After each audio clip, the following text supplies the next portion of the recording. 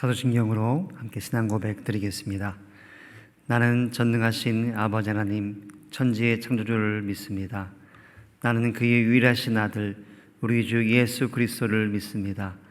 그는 성령으로 잉태되어 동정녀 마리아에게서 나시고 본디오 빌라도에게 고난을 받아 십자가에 못 박혀 죽으시고 장사된 지 사흘 만에 죽은 자 가운데서 다시 살아나셨으며 하늘에 오르시어 전능하신 아버지 하나님 우편에 앉아 계시다가 거기로부터 살아있는 자와 죽은 자를 심판하러 오십니다. 나는 성령을 믿으며 거룩한 공교회와 성도의 교제와 죄를 용서받는 것과 몸의 부활과 영생을 믿습니다. 아멘. 찬송가 546장 함께 찬양하겠습니다.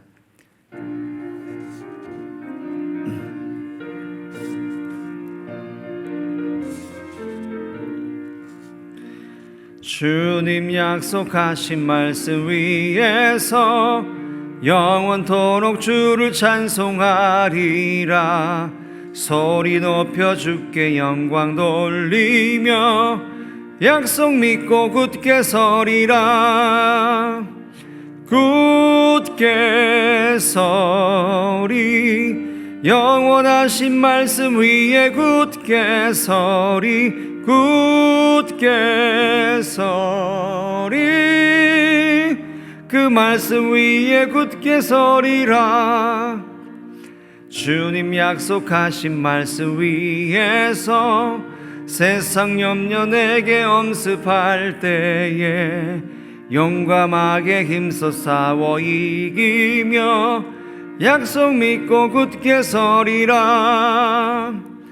굳게 서리 영원하신 말씀 위에 굳게 서리. 굳게 서리 그 말씀 위에 굳게 서리라.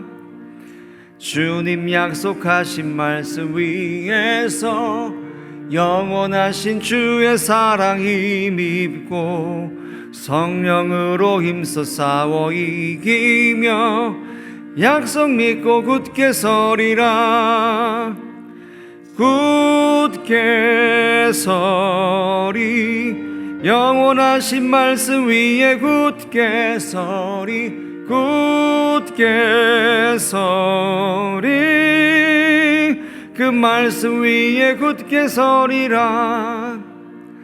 주님 약속하신 말씀 위에서 성령 인도하는 대로 행하며 주님 품에 항상 안식 얻으며 약속 믿고 굳게 서리라. 굳게 서리 영원하신 말씀 위에 굳게 서리. 굳게 서리 그 말씀 위에 굳게 서리라. 아멘. 장례 광고 말씀드리겠습니다. 이교구 우리 조인희 집사님의 아내 되시는 강영희 권사님께서 우리 미국 시간으로 27일 오전 10시에 미국 보스턴에서 소천하셨습니다. 발인 시간은 미국 시간으로 28일 저녁 6시인데요. 우리가 조문할 수 없기 때문에 우리 온 교회가 같이 중보기도 해주시고 이 가문을 위해서 기도해 주시면 감사하겠습니다. 오늘 하나님께서 주신 말씀은 우리 출애굽기 27장 1절부터 8절까지 말씀입니다. 출애굽기 27장 1절부터 8절까지 한 절씩 교독하시겠습니다. 제가 먼저 1절 읽겠습니다. 너는 조각목으로 길이가 5규빗 너비가 5규빗의 제단을 만들되 네모 반듯하게 하며 높이는 3규빗으로 하고 그 네 모퉁이 위에 뿔을 만들되 그 뿔이 그것에 이어지게 하고 그 제단을 놋으로 싸고 재를 담는 통과 부삽과 대야와 고기 갈고리와 불 옮기는 그릇을 만들되 제단의 그릇을 다 놋으로 만들지며 제단을 위하여 놋으로 그물을 만들고 그 위에 네 모퉁이의 놋고리 넷을 만들고 그물은 제단 주위 가장자리 아래 곧 제단 절반에 오르게 할지며 또 그 제단을 위하여 채를 만들되 조각목으로 만들고 노수로 쌓을지며 제단 양쪽 고리에 그 채를 꿰어 제단을 매게 할지며 제단은 널판으로 속이 비게 만들되 산에서 내게 보인 대로 그들이 만들게 하라. 아멘. 우리가 성막에 관한 말씀을 함께 나누고 있습니다. 어제는 우리가 장막 덮개, 성막을 덮는 이 4개의 앙장, 장막 덮개를 함께 보았습니다. 어제 말씀은 이 성막을 덮는 덮개를 보면서 이 교회의 의미를 우리가 함께 묵상했는데요. 오늘 말씀은 이 번제단입니다. 이 번제단을 묵상하면요, 예수 그리스도의 그 구속사역의 핵심을 우리가 더 깊이 묵상하고 알 수가 있습니다. 자, 번제단을 우리 한번 그림으로 함께 좀 보면 좋겠는데요. 자, 이 성막의 그 그림을 아주 잘 표현했는데, 겉으로 이제 성막에 이렇게 막이 더 있고요. 옆에 왼쪽에 보시면 그림이 안 나와 있는데 입구가 있습니다. 성막의 문은 딱 한 군데 동쪽에 나 있습니다. 아담과 하와가 동쪽으로 쫓겨났지 않습니까? 이 성막의 문도 동쪽으로 하나만 나 있습니다. 자, 이 문을 들어서면요, 저 왼쪽에 보이시는 이 네모난 단이 있는데 가장 먼저 보이는 것이 이 번제단입니다. 지성소 성소로 가기 전에 거쳐가야 될 곳, 그것이 바로 이 번제단입니다. 자, 이 번제란 말은 히브리 말로 올라라고 하는데, 올라, 우리말하고 좀 비슷한데 올려지다, 그런 뜻입니다. 자, 무엇을 올리는가? 이 단이란 말을 또 히브리 말로 보시면 이 미츠베아라고 하는데, 이거는 죽이다, 살해하다, 그런 뜻입니다. 그러니까 제물을 잡아서 올리는 것, 이게 바로 번제단의 뜻이고 중요한 기능입니다. 자, 이 번제단의 구조를 보시면요, 오늘 1절 말씀을 같이 한번 볼까요? 1절 말씀을 같이 한번 읽어보시겠습니다. 시작. 너는 조각목으로 길이가 5규빗, 너비가 5규빗의 제단을 만들되 네모 반듯하게 하며 높이는 3규빗으로 하라고 말씀했습니다. 이 조각목은요, 이 시띠나무라고 하는데, 이 시띠나무는 이 아카시아 나무에 속합니다. 이 아카시아 나무는 그 당시에도 주변에 많이 구할 수 있는 잡목입니다. 자, 이 시띠나무를 가지고 만들고요, 5규빗은 2m 25cm 정도 되는데요. 자, 중요한 거는 가로 5규빗, 세로 5규빗입니다. 자, 그러면 위에서 보면 어떤 모양입니까? 이 직사각형입니까? 아니면 정사각형입니까? 정사각형이죠. 자, 이 위에서 볼 때 정사각형 모양으로 만든 것은 이 네모 반듯한 하나님의 공의를 상징합니다. 자, 하나님의 공의가 이루어지는 곳, 심판이 이루어져서 죄가 사해지는 곳이 바로 번제단입니다. 자, 이 조각목을 가지고 만드는데요, 조각목은 나무지 않습니까? 나무는 탈 수밖에 없는데 이 불을 견딜 수 있도록 그 나무 위에 노스로 그것을 감싸게 됩니다. 자, 노스는요, 이 하나님의 심판을 말할 때 자주 나오는 금속인데요. 자, 하나님의 공의가 이루어지고 심판이 이루어지는 그곳이 바로 번제단입니다. 자, 이 조각목을 생각해 보면요, 하필 왜 조각목을 썼을까? 예수님은 이 금보다 귀한 하나님의 신성을 가진 분 아닙니까? 자, 그런데 아카시아 같이 잡목 같은 그런 모습으로, 인간의 모습으로 이 땅에 오셨습니다. 자, 그런 이 번제단에 예수님의 어떤 그 상징적인 모습들이 담겨 있는 것을 우리가 묵상해 볼 수 있습니다.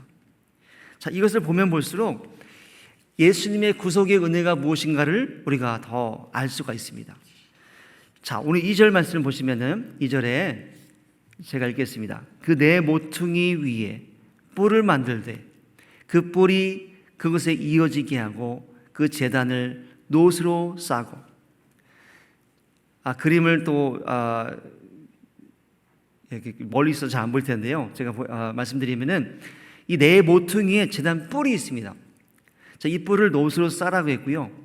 이 뿔이 있음으로 해서 어떤 의미가 있는데, 이 출애굽기 29장 12절을 보시면 이 피를 네 손가락으로 제단 뿔에 바르라고 말씀이 나와 있습니다. 그리고 나머지 피는 제단에 쏟으라고 했는데, 자, 이 피를 이 제단 뿔에 바르는 것, 이게 용서받는 그런 의미가 있습니다.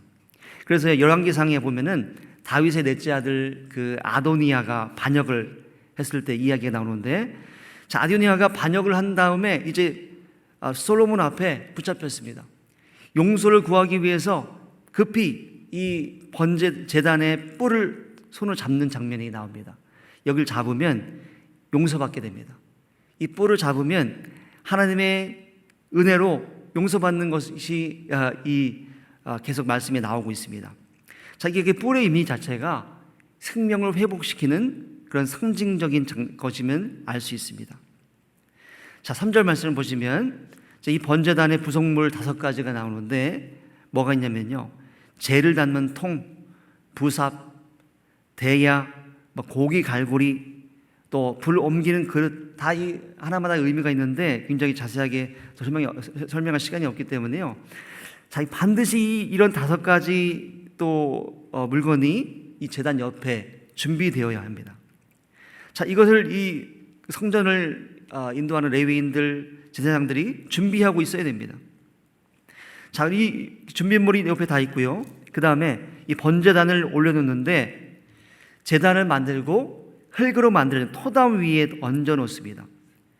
자, 밑에 불을 붙일 수 있는 그 공간을 만들어 놓고요. 그 위에 이 제단이 올려집니다. 자, 그러니까 불 붙이는 그런 장면을 보면은 사실 그냥 불 때는 것 같이 보일 수 있는데요. 이 토담을 정확하게 3규빗으로 쌓고 제단의 높이와 똑같이 만듭니다. 이 번제가 없을 때는 이 토담 위에 올라가서 제사장들이 나팔을 불고 절기를 알리는 역할도 하기로 했습니다. 자, 이 제사장의 그 역할을 우리가 보면서요, 이 번제단을 이 머릿속에 그림을 그리면서 한번 생각해 볼 필요가 있습니다. 순서를 좀 잘 볼 필요가 있는데, 자, 첫 번째로 레위기 1장 7절 8절 말씀 보시면은 이 제사장 아론의 자손들이 어떻게 하냐면요, 제단 위에 불을 붙이고 불 위에 나무를 버려놓고 또 제사장들은 뜬 각과 머리와 기름과 그 제물들을 불 위에 있는 나무 위에 이렇게 딱 이렇게 벌려놓습니다. 자, 순서를 보시면 이 맨 밑에 나무가 있고요, 그 위에 제물이 있고, 이 제물이 다 태워지면 제만 남습니다. 자, 그러면 제사가 다 끝난 것입니다. 자, 신명기 말씀에 보시면 나무에 달린 자마다 저주받은 자니라는 말씀이 있습니다. 자, 유대인들은 예수님을 인정할 수가 없는데, 왜냐하면 나무에 달린 저주받은 사람이라고 생각하기 때문에 그렇습니다. 아니, 저주받은 자가 어떻게 메시아가 되는가, 너무나 싫어하는 것입니다. 자, 그러나 이 오늘 번제단의 의미를 살펴보시면 나무 위에 있어야만 제물이 다 타지고 심판받고 모든 죄가 대속되는 것을 알 수가 있습니다. 자, 이 원리만 보더라도 예수님은 우리 죄를 속하기 위해서 나무 위에 달려야만 했다는 것을 알 수가 있습니다. 자, 그래서 번제단을 보니까 예수님이 나무 위에 달려서 죽으신 그 모습, 제물이 죽는 그 번제단의 모습 그대로 죽으셨다는 것을 우리가 알 수가 있습니다. 자, 레위기 6장 9절 말씀을 또 제가 읽어드리면요, 번제물은 아침까지 제단 위에 있는 석쇠 위에 두고 제단의 불이 위에서 꺼지지 않게 할 것이요. 자, 이 또 번제를 드릴 제단을 불을 끄지 말라는 겁니다. 아니, 불을 계속 피우려면 얼마나 에너지가 많이 소모됩니까? 계속 불을 때워야 됩니다. 24시간. 자, 좀 낭비 같지 않습니까? 그런데도 오늘 레위기 6장 말씀에 계속 불을 피워놓으라고 말씀했습니다. 왜냐하면요, 누구든지 언제든지 죄 사함을 받기 위해서 제사가 필요하면요, 와서 또 오자마자 불 피우고 할 수 없지 않습니까? 언제든지 죄를 사할 수 있도록 이 불을 피워놓도록 했습니다. 자, 이것이 바로 하나님의 긍휼의 마음입니다. 죄진 자가 오면은 누구든지 용서받게 하고 싶은 것입니다. 자, 그래서 이 번제단이 하나님의 긍휼의 상징인 것입니다. 누구든지 번제단 앞에 나와서 번제를 드리고 죄를 해결하기를 원하셨습니다. 자, 그러나 이 유대인의 역사를 우리가 살펴보면요, 이 번제단 가지고 죄를 다 해결하기 원했지만 그 죄를 해결할 수가 없었죠. 이것은 임시 방편에 불과했습니다. 가나안에 정착하고 다윗 왕국, 솔로몬 왕국까지 이어갔습니다. 그 이후에 북이스라엘 남유다로 분열됐죠. 자, 그런 북이스라엘과 남유다의 그런 상황들을 쭉 살펴보면요, 예배를 드리는 것 같지만, 제사가 있는 것 같지만 산당이 많아지고 하나님을 섬기지 않는 모습, 이중적인 모습이 있었습니다. 자, 예수님이 이 땅에 오셨을 때도 마찬가지입니다.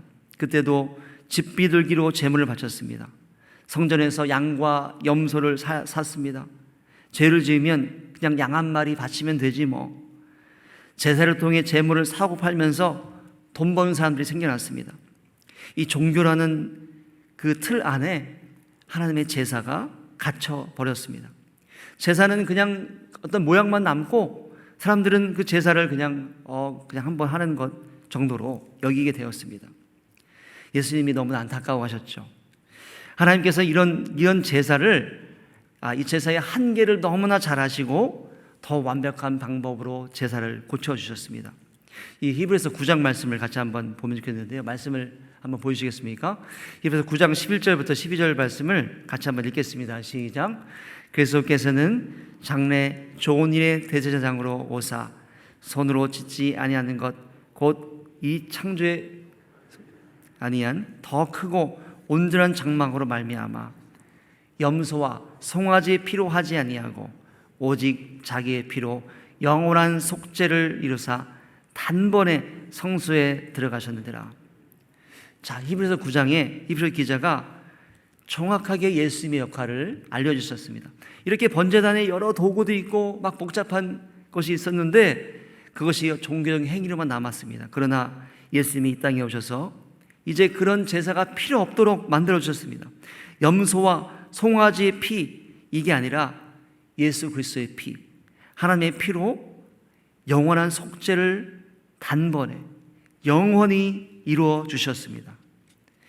자, 이 단번에 하신 것, 이 사건은 바로 뭐냐면요, 우리가 특별 사면을 받은 것과 똑같습니다.